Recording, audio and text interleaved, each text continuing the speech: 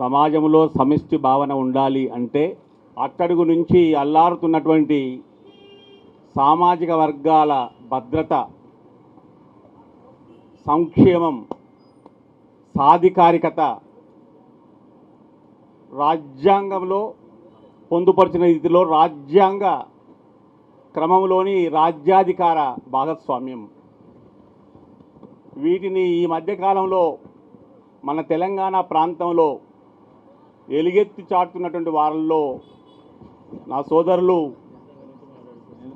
పూర్వ అత్యున్నత అధికారి, క్రియాశీలక కార్యశీలి, అనేక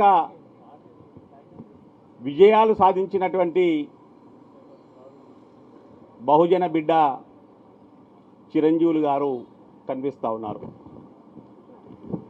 ఈ మధ్యకాలంలో మన మధ్య కలుగుతున్నటువంటి చైతన్యం కేవలం ఇక్కడి నుంచి నినాదంగా పోయి రగులుతున్నటువంటిది కాదు, ఇది కుంపటి. తెలంగాణ బహుళ సమాజంలో ఇది భారీ లోతైన మహా కుంపటి.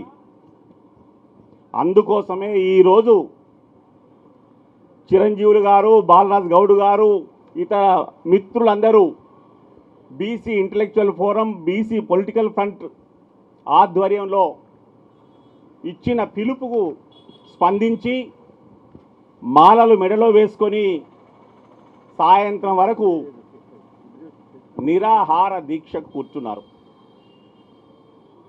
ఈ నిరాహార దీక్షకు నా వంతు ధర్మంగా సంఘీభావం తెలపడం కోసం నేను మీ సమక్షంలో ఉన్నాను. చాలామంది ఆచార్యులు వచ్చున్నారు. వారు మీకు జ్ఞాన ప్రబోధం మాత్రమే కాదు, కార్యశీలత, సంఘీభావం కూడా తెలుపుతూ ఉన్నారు. అయితే ఇప్పుడు ఏమున్నది? మొన్ననే మనం తెలంగాణలో అసలు సిసలైన గ్రామ స్వరాజ్యాన్ని ప్రతిబింబించేటువంటి గ్రామ పంచాయతీ వార్డు సభ్యులు, గ్రామ సర్పంచుల ఎన్నికలు చూసాం.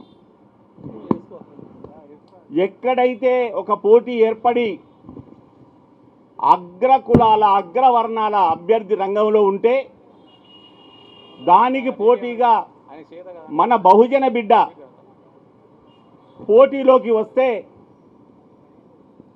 ఎన్ని రకాల అరమరికలున్నా బహుజన ఓటరు మహాశయులందరూ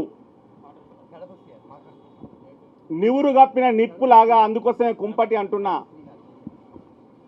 తీర్పునిచ్చి తమ ఆకాంక్షను వ్యక్తం చేశారు. తాజాగా మున్సిపల్ ఎన్నికలు, కొన్ని కార్పొరేషన్లు కూడా ఉన్నాయి. అక్కడ జరిగిన ఎన్నికలో కూడా అక్కడి నుంచి వచ్చినటువంటి సంకేతం కూడా బహుజన చైతన్యం, బలహీన వర్గాల ఆకాంక్ష, రాజ్యాధికార కాంక్ష, దానిని నికార్సుగా, నిబద్ధతతో, క్రమశిక్షణతో ఎలా సాధించుకోవాలో మన బహుజన బలహీన వర్గాల ఓటరు మహాశయులు మనకు చవి చూపించారు. మనకది ఇలాంటి నాయకత్వాల నేతృత్వంలో చిరంజీవులు గారు కేవలం మేధావి మాత్రమే కాదు, ఆయన క్రియాశీలక కార్యకర్తగా మారిపోయాడు. అందుకోసమే నేను ఇవాళ పరిగెత్తుకొచ్చాను. నిన్న మా శ్రీకాంత్ కొన్ని ఫోటోస్ సర్క్యులేట్ చేశాడు. ఇక్కడ ఊడిపిస్తూ తూడిపిస్తూ ఆ ఫోటో ఆయన దగ్గర నుంచి వస్తే బహుశా రేపటి ఏర్పాటు చేసుకుంటున్నారేమో అని అనుకున్నా. ఎందుకైనా మంచిదని తెరిచి చూస్తే ఈ చిరంజీవులే అక్కడ ఉండి చాట పట్టుకొని, పీట పట్టుకొని, చీపురు పట్టుకొని పనులు చేపిస్తున్నాడా అనేటువంటిది కడుపు జించుకుంటే కాళ్ళ మీద పడుతుంది. ఇది అరిగోస. అయ్యా ఆచార్య బాగయ్య గారు, ఇది అరిగోస. నేను వచ్చి రాగానే నా సోదరుని కౌగలించుకొని, ఏమిటి ఇంత భారీగా కష్టపడుతున్నావు అని అన్నాను. నేను పడొద్దని కాదు, కానీ ఈ ప్రయత్నం యొక్క సంకల్పం, దాని ద్వారా తెలంగాణ వ్యాప్తంగా ఉన్నటువంటి బలహీన వర్గాల, బలహీన కులాల, బహుజన కులాలకు జరిగేటువంటి శ్రేయస్సు మనం మరోసారి క్రియాశీలకంగా ఒక కార్యాచరణతో మన ఓటరు మహాశయుల సమక్షంలోకి, మన బహుజన ప్రజానీకం సమక్షంలోకి చాలా యుక్తిగా, క్రియాశీలకంగా అందుబాటులో ఉన్నటువంటి అన్ని రకాల మాధ్యమాలు, సామాజిక మాధ్యమాలు మాత్రమే కాదు, ఈ కాలంలో అనేకానేక మాధ్యమాలు రూపొందుతూ ఉన్నాయి. ఆ మాధ్యమాలన్నింటినీ కూడా సమీకరించుకోవడం, వాటి ద్వారా, ఎందుకంటే మనకు జాతీయ జనజీవన స్రవంతి ఎంత ప్రధానమో, ప్రధానమైనటువంటి మాధ్యమ స్రవంతి ఈ బలహీన వర్గాల ఆక్రోశాన్ని, ఆవేదనను, ఆక్రందనను, ఆవేశాన్ని, ఆకాంక్షను ఎంతగా మరుగున పెట్టగలుగుతుందో అంత మరుగున పెట్టే ప్రయత్నం చేసినా, ఈనాడు మన సమక్షంలో అందుబాటులో ఉన్నటువంటి సామాజిక మాధ్యమాలు ఎంతటి చైతన్యాన్ని ఇస్తున్నాయి, ఎంతటి ఉత్సాహాన్ని ఇస్తున్నాయి. ఈ నిమిషాన మీరు ఇక్కడ కూర్చొని లైవ్ ద్వారా మీదైనటువంటి ఒక వీడియో ఛానల్ని కూడా మీరు ఆచరణలోకి తీసుకొచ్చి దాని ద్వారా యావత్ చైతన్య ప్రజానీకం, బహుజనంలోని యువ చైతన్యానికి మీరు దీన్ని శరవేగంగా అందజేస్తూ ఉన్నారు. దాని ఫలాలు క్రమంగా వస్తూ ఉన్నాయి. ఇక చిరంజీవులు గారు లేవనెత్తినటువంటి బడ్జెట్ అంశాలు మొదటి నుంచి కూడా బడ్జెట్ రూపకల్పనలో ఒక లోతైనటువంటి మోసం ఉంటుంది. దాన్ని అనుభవించి వచ్చున్నారు చిరంజీవులు గారు. కాబట్టి కొన్ని దేశాల్లో తనకు తానుగా ఆ బడ్జెట్ను ఆమోదించేటువంటి కీలకమైన పదవుల్లో ఆయన విభాగానికి, ఆయన నేతృత్వం ఇచ్చినటువంటి ప్రాంతానికి బడ్జెట్ను ఆమోదించేటువంటి క్రియాశీలకమైన శక్తిగా కూర్చొని ఉన్నాడు. కాబట్టి దాని లోతు ఏంది, దాని బాధ ఏంది, దాని గురించి మనం ఎందుకు ఈ ఆక్రోశాన్ని, ఆక్రందనను దీక్షగా వ్యక్తం చేయాలి అనేటువంటి మరుగున్నది. ఇవాళ కూర్చొని ఇక్కడ ఎన్నికల కంటే ముందు వాగ్దానం చేస్తే ఎంత ప్రమాదం ఏర్పడుతుందో ఇవాళ అధికారంలో ఉన్నటువంటి వారందరికీ కూడా అర్థమవుతూనే ఉంది. కక్కలేక మింగలేక ఉన్నట్టుగా ఉంది పరిస్థితి. అయినప్పటికీ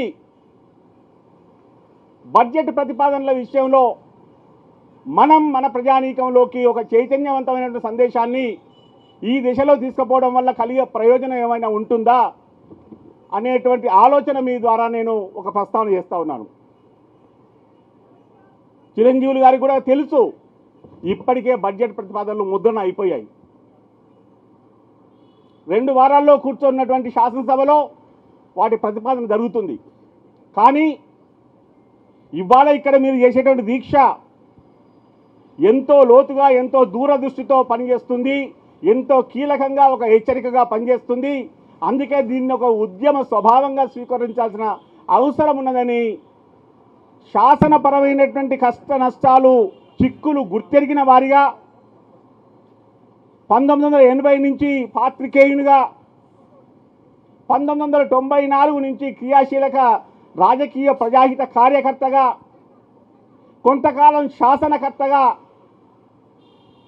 చేసినటువంటి జ్ఞానంతో, అనుభవంతో, జ్ఞాపకాలతో మీ సమక్షంలో ప్రస్తావన చేస్తూ ఉన్నాను. ఈ కాలంలో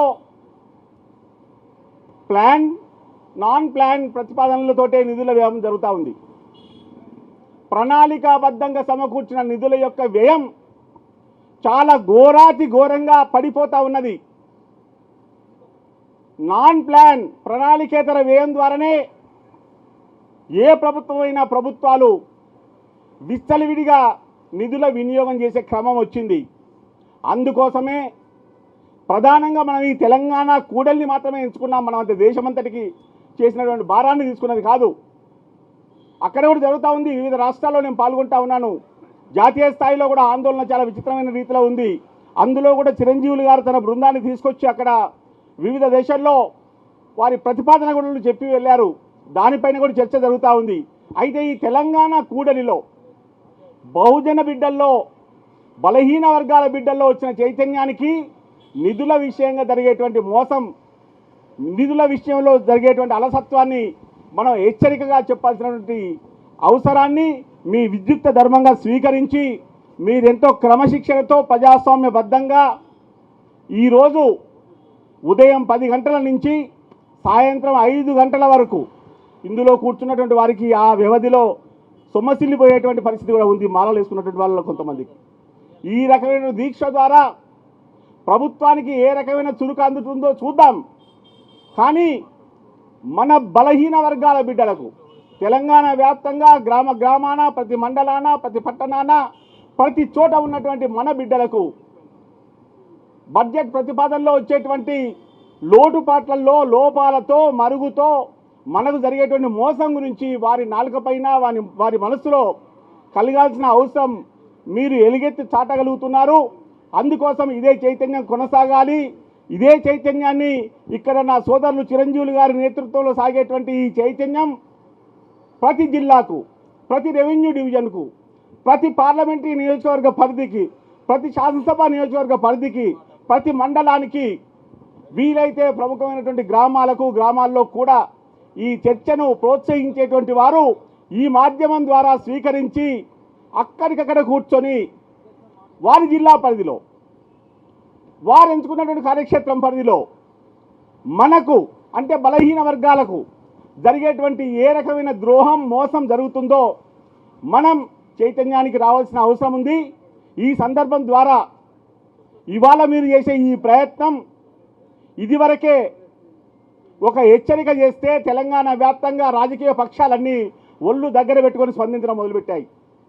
శాసనపరంగా ఎవ్వరు కూడా ఇప్పటికిప్పుడు రాజ్యాంగబద్ధంగా ఉభయ సభల్లో పార్లమెంట్లో చర్చ జరిగి రాష్ట్రపతి ఆమోదం ద్వారా మాత్రమే ఈ శాతాల సడలింపు పెంపు తగ్గింపు సాధ్యమవుతుంది. కానీ ఏదో వాగ్దానం జరిగింది. కానీ విధి లేక దాదాపు అన్ని రాజకీయ పక్షాలు ఎంతగానో ఒళ్ళు దగ్గర పెట్టుకొని మన బిడ్డల్ని గ్రామ సర్పంచ్ ఎన్నికల్లో మున్సిపల్ ఎన్నికల్లో ఏ రీతిలోనైతే రంగంలోకి దించారో అదే రీతి చైతన్యం ముందు మరింత ప్రగాఢం కావడానికి మీ ప్రయత్నం తప్పనిసరిగా ఒక పునాదిగా, ఒక ఉత్ప్రేరకంగా, ఒక క్రియాశీలకమైనటువంటి క్రమశిక్షణాయుతమైనటువంటి ఒక సందేశంగా ఉపకరిస్తుందని నేను భావిస్తూ ఉన్నాను. మీ అందరికీ మీ ప్రయత్నానికి నా పూర్తి సంఘీభావాన్ని మనస్ఫూర్తిగా తెలుపుతూ నేను ముగిస్తా ఉన్నాను. ఏదైతే జ్ఞానం మనకుందో ఆ జ్ఞానాన్ని మనం క్రియాశీలకంగా వాడకపోతే అది కూడా తప్పే అని చెప్పి వాళ్ళు చెప్పిండ్రు. దానివల్ల ఉపయోగం లేదని. సో మనకున్నటువంటి అనుభవాన్ని, నాలెడ్జ్ను ప్రజలకు అందించాలనే ఉద్దేశంతో నేను ఈ కార్యక్రమాన్ని ఎన్నుకోవడం జరిగింది. మీకు నా యొక్క ప్రత్యేక కృతజ్ఞతాభివందనాలు.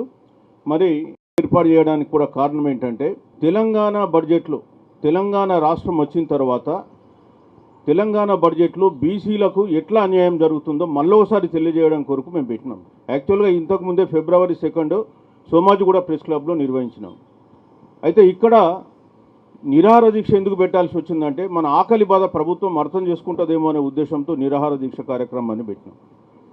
నిజానికి తెలంగాణలో గత 12 సంవత్సరాలుగా తీసుకుంటే 23,78,000 కోట్ల బడ్జెట్ ప్రభుత్వము అసెంబ్లీ ద్వారా ఆమోదం చేసి ఖర్చు పెట్టడానికి అధికారం పొందింది.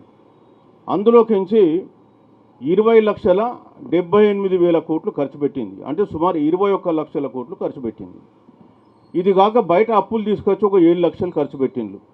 యాక్చువల్గా ఇంకెక్కువ ఉంది అప్పు, కానీ 7 లక్షలు ఎందుకంటే అప్పు కట్టినారు కాబట్టి 7 లక్షలు ఇక్కడ ఖర్చు పెట్టింది అనుకుంటే 28 లక్షల కోట్లు ఖర్చు పెట్టింది. 28 లక్షల కోట్లల్లో బీసీలకు ఏమి ఇచ్చిండ్రు? 61% జనాభా 2014 సమగ్ర కుటుంబ సర్వే. మొన్న రాష్ట్ర ప్రభుత్వం 2024 నవంబర్లో జరిపినటువంటి సర్వే ప్రకారం 56.33%, తర్వాత మళ్ళీ జరిపితే 0.03 పెరిగి 56.36. అంటే దాదాపు తెలంగాణలో 4 కోట్ల జనాభా అనుకుంటే 2.5 కోట్ల మంది బీసీలు ఉన్నారు. మరి 2.5 కోట్ల మందికి పెట్టినటువంటి బడ్జెట్ ఎంత? 28 లక్షల కోట్లలో వీళ్ళకు పెట్టిన బడ్జెట్ గత 12 సంవత్సరాలుగా తీస్తే కూడా 65,000 కోట్ల 550 కోట్లు. 65,000 కోట్లలో బీసీలకు ఖర్చు పెట్టింది ఎంత? 31,000 కోట్లు. ఈ 31,000 కోట్లలో మళ్ళా ఇందులో ఈబీసీలని 2,500 కోట్లు పెట్టిండ్రు, బతుకమ్మ చీరలను 2,500 కోట్లు పెట్టిండ్రు, అవి తీసేస్తే 26,000 కోట్లు. ఈ 26,000 కోట్లు దేనికి పెట్టిండ్రు అనుకున్నారు? ఓన్లీ హాస్టల్ పిల్లల కొరకు, స్కాలర్షిప్స్, అదేవిధంగా మెస్ బిల్లుల కొరకు పెట్టిండ్రు. ఇక మళ్ళీ బీసీలకు ఆర్థికాభివృద్ధి కొరకు ఖర్చు పెట్టింది చాలా చాలా తక్కువ. గత 2 ఏళ్ళుగా అయితే ఈ 21 కార్పొరేషన్లకు రూపాయి ఇవ్వలే. మాట్లాడితే మా దగ్గర బడ్జెట్ లేదంటున్నారు.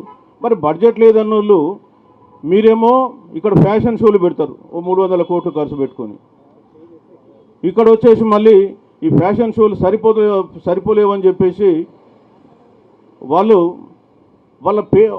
ఫోటోలు పేపర్లలో యాడ్స్ ఇచ్చుకుంటారు పెద్ద పెద్దవి. ఆ యాడ్స్ ఖర్చులు వచ్చేసి సుమారు గత 2 సంవత్సరాలుగా ఒక 600 కోట్లు ఉంటాయి. మనకేమో రూపాయి ఇవ్వడానికి వీళ్ళకి మనసు ఒప్పదు. వీళ్ళ ముఖాలు పేపర్లలో పెద్ద పెద్ద కనిపించడానికి 500-600 కోట్లు ఖర్చు పెట్టుకున్నారు. ఈ గవర్నమెంట్ 500-600 పెట్టిండ్రు, గత గవర్నమెంట్ కూడా దాదాపుగా 800-900 కోట్లు పెట్టుకున్నారు. మరి బీసీలకు మాత్రం రూపాయి ఇవ్వరు. మరి ఇది తెలంగాణ ప్రజానీకానికి తెలియాలి. మాకు జనాభాలో 56% ఉన్న మాకు ఉత్పత్తి ప్రామిదులు ఇచ్చి కామారెడ్డి డిక్లరేషన్లో సంవత్సరానికి 20,000 కోట్లు ఖర్చు పెడతామన్నారు. 20,000 కోట్ల దగ్గర 2,000 కోట్లు కూడా ఖర్చు పెడతలేదు.